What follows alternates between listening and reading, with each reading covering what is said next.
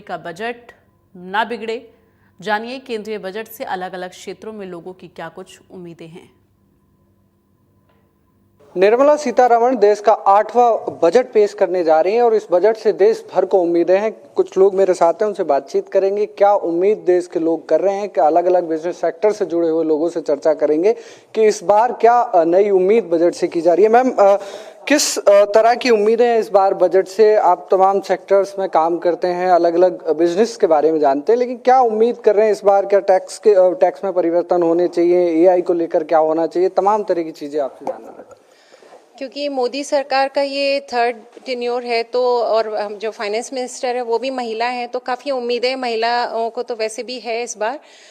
जैसे हम बात कर रहे हैं कि अलग अलग सेक्टर्स के अंदर, तो अगर हमें लिक्विडिटी लानी है मार्केट के अंदर तो हमें इंटरेस्ट रेट्स और लोन्स की सब्सिडी पे काम करना पड़ेगा, क्योंकि तभी लिक्विडिटी आ पाएगी। और जब तक कैश फ्लो नहीं होगा, जब तक कैश रोटेट नहीं करेगा, तब तक आप बिजनेस सेक्टर्स को जो है आप बढ़ावा दे भी नहीं सकते हो।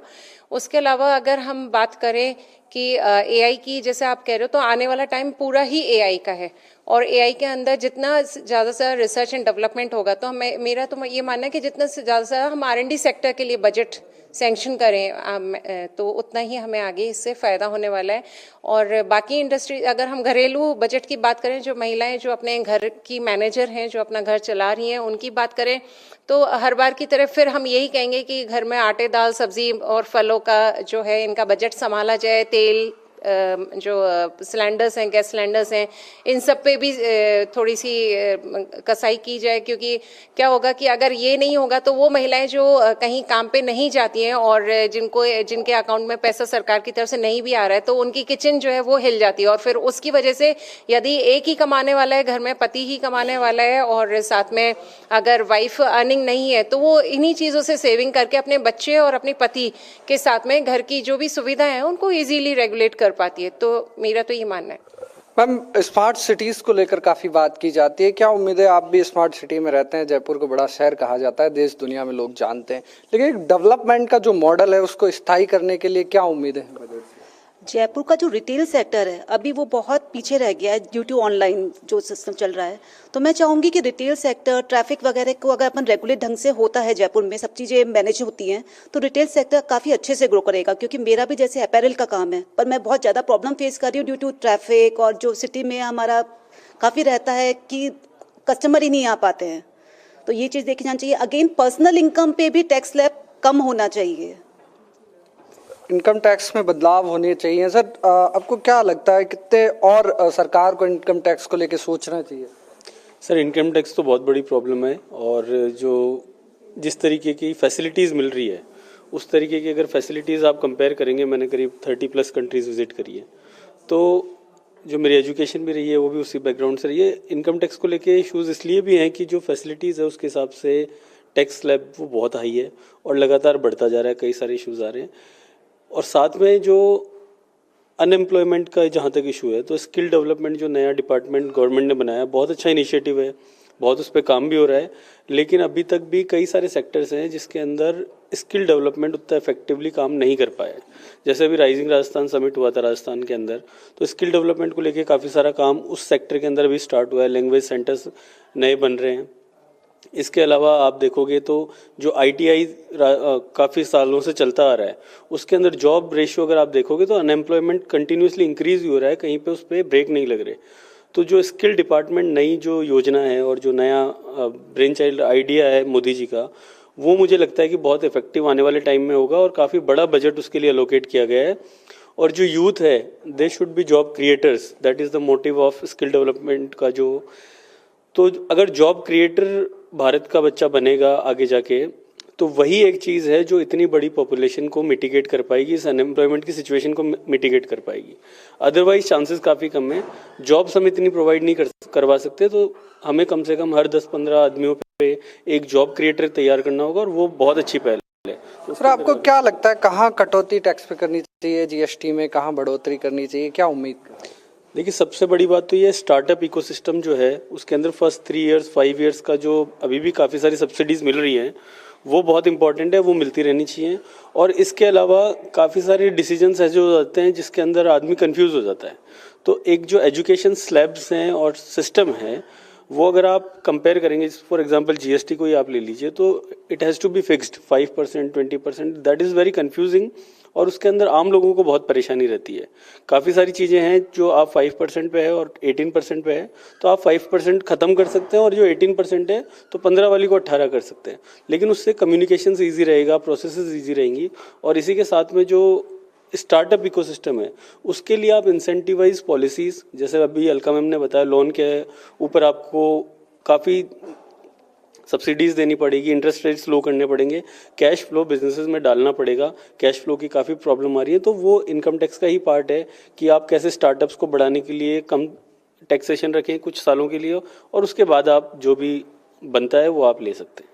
देश की अर्थव्यवस्था में बजट महत्वपूर्ण रोल निभाता है। सर, कहा जाता है कि बजट से तमाम देशवासियों के लिए आता है, लेकिन एक बिजनेस कम्युनिटी है, वो कहीं ना कहीं उस पर इम्पैक्ट सबसे ज़्यादा पड़ता है, तो क्या उम्मीद आप कर रहे हैं? नमस्कार, मैं सरकार से एक निवेदन करना चाहता हूँ। देखिए, व्यापारी वर्ग को इनकम टैक्स देना, जीएसटी देना, ये एक रूटीन काम है, उसको देना है, लेकिन सरकार को एक चीज़ समझनी चाहिए कि व्यापारी का व्यापार हमेशा एक जैसा नहीं रहता, उसकी शारीरिक स्थिति भी एक जैसी नहीं रहती। सरकार उसको जब वो व्यापार शुरू करता है, मान लीजिए 20 साल में, 21 साल में, 25 साल में, वो उम्र भर सरकार को टैक्स देता है, इनकम टैक्स देता है, जीएसटी देता है, तमाम तरह के टैक्स देता है। सर, जब उसकी शारीरिक स्थिति कमज़ोर होती है, मान लीजिए उसका रिटायरमेंट होता है, तो सरकार उस रिटायरमेंट के बाद उस टैक्सेस से उसको क्या देती है जो उसने उम्र भर पे किया है? क्या उसको पेंशन नहीं मिलनी चाहिए व्यापारी को? तो सरकार से मेरी गुजारिश है कि जब व्यापारी भी जब व्यापार उसका स्थिति या उसके रिटायरमेंट की बात की स्थिति के लिए अगर उसको पेंशन मिले, जितना उसने टैक्स पे किया है उस प्रोपोर्शनेट में अगर उसको पेंशन मिलेगी, तो मुझे लगता है व्यापारी को इनकम टैक्स पे करने में कोई समस्या नहीं है। एक रिटायरमेंट फंड जनरेट करना बिल्कुल, सरकार को जो जिस हिसाब से, जिस प्रोपोर्शन में उसने इनकम टैक्स पे किया है पूरी उम्र, उस प्रोपोर्शन में उसको रिटायरमेंट फंड मिलना चाहिए या रिटायरमेंट पे जो उसको पेंशन मिलनी चाहिए।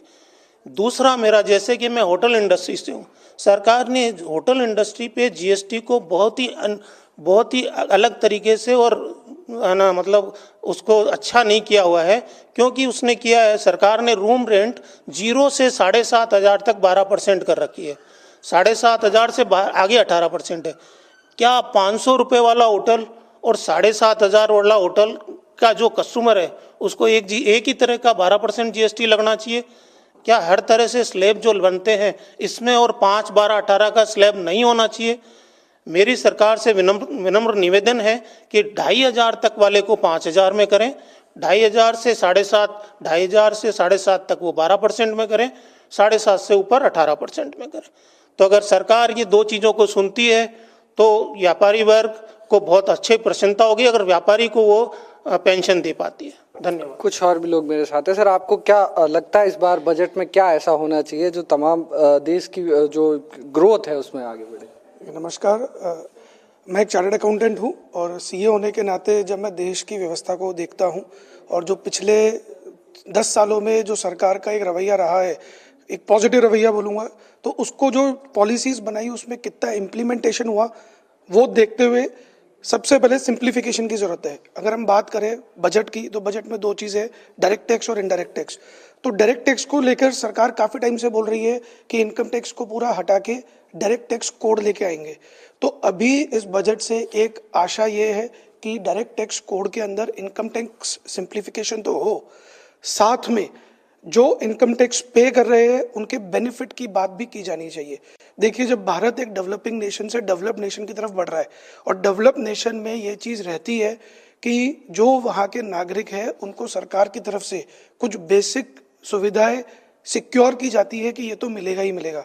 तो इंडिया में ये एक वेलकम स्टेप होना चाहिए कि डायरेक्ट टैक्स कोड में ऐसे प्रोविजन सिंप्लीफाई किए जाए और लोगों को प्रोत्साहित किया जाए कि if you will pay tax, सरकार आपका फ्यूचर में ध्यान रखेगी, जैसा कि सर ने अभी अभी कहा।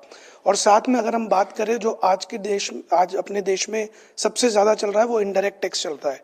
अगर सरकार के कलेक्शन की भी बात करें तो जीएसटी का कलेक्शन इनकम टैक्स के कलेक्शन से कहीं ज़्यादा है। तो जीएसटी के कलेक्शन को देखते हुए जीएसटी के सिंप्लीफिकेशन की जो 2017 में जिस उद्देश्य से जीएसटी आया था वो उद्देश्य से अप्लाई नहीं हो पाया।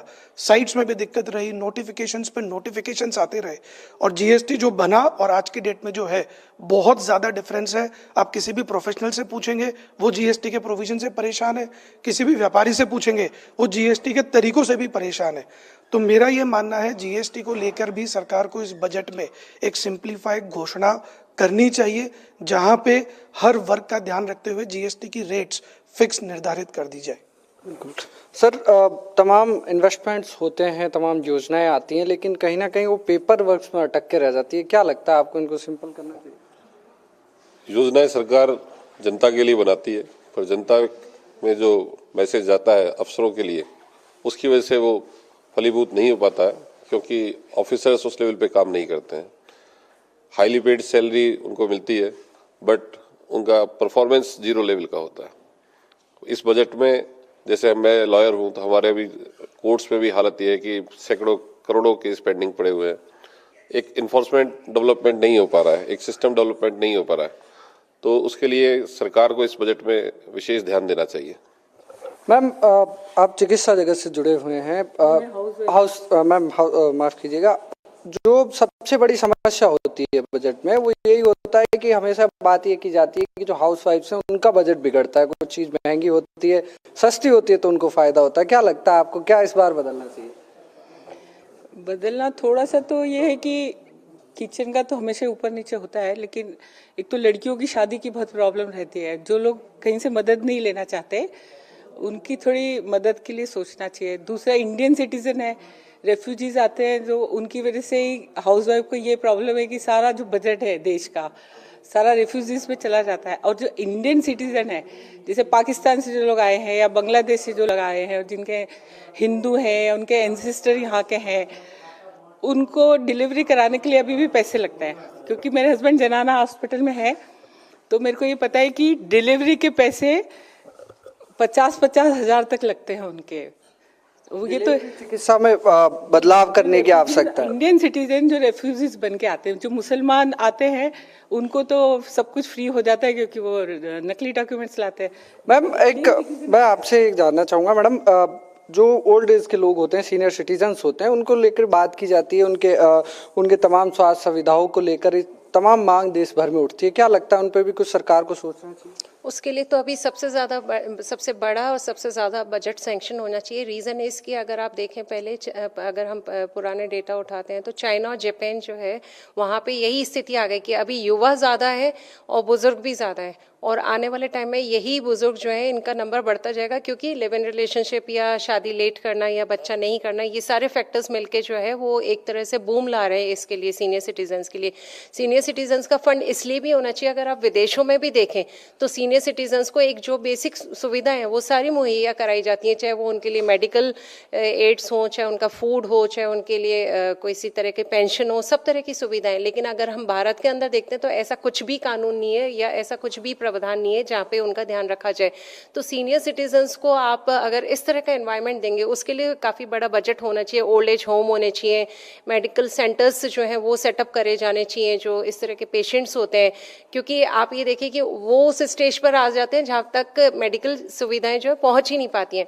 तो यदि सरकार इस तरह के बजट सैंक्शन कर दे और सेंटर्स जो है हाईटेक सेंटर्स या हाईटेक जो है टाउन सिटीज़ डेवलप हो जाए, जहाँ पे उनके उठने बैठने खाने पीने सभी चीज़ों का ख्याल रखा जाए, वो डिज़ाइन ही इस तरह से हो कि उनको चलने फिरने में भी दिक्कत नहीं हो, तो उस पर तो एक बड़ा इन्वेस्टमेंट लगने वाला है। और अगर वो हर सिटी में हो जाए, भारत की हर सिटी में, तो हमारी काफ़ी बड़ी समस्या जो है का सल्यूशन हो जाए। एक आखिरी सवाल आपसे, डीजल पेट्रोल को लेकर क्या सरकार को विचार करना चाहिए? डीजल पेट्रोल को लेकर सरकार को विचार करना चाहिए, पर अब जैसे क्योंकि ईवी वाली गाड़ियां आने लग गई हैं तो भविष्य में हमें इस पे भी ज़्यादा जो हम कहते हैं डीजल पेट्रोल के ऊपर, लेकिन फिर भी मैं यहाँ पे एक चीज़ ये जोड़ना चाहूँगी कि हम जब देखते हैं कि डीजल पेट्रोल की बात करते हैं तो हम स्मार्ट टीवी पे पैसा खर्च कर देते हैं, एसी पे कर देते हैं। आप कितना सा चल लेते हो शहर में डीजल पेट्रोल से, आप कितना सा चल लेते हो, बाकी सारी सुविधाएं तो आप खुद ले ही लेते हो ना। तो टैक्स में कटौती करनी चाहिए। राजस्थान में तो वैसे भी कहा जाता है कि यहाँ सबसे ज़्यादा टैक्स लिया जाता है डीजल पेट्रोल पे, अगर हम कंपेयर करें बाकी सारे प्रदेशों के अंदर, तो उसमें एक बार तो विचारणीय विषय है ही ये। तमाम विषयों को लेकर चर्चा हमने बजट को लेकर की। तमाम उद्योगों से जुड़े हुए लोगों का, तमाम लोगों का ये कहना है कि सरकार को जो बजट लाएगी उसमें कई चीज़ों को शामिल होगा। टैक्स स्लैब सहित शिक्षा, इंडस्ट्रीज को लेकर काम करना होगा। कैमरा पर्सन तनुज के साथ विष्णु शर्मा, इंडिया न्यूज, जयपुर।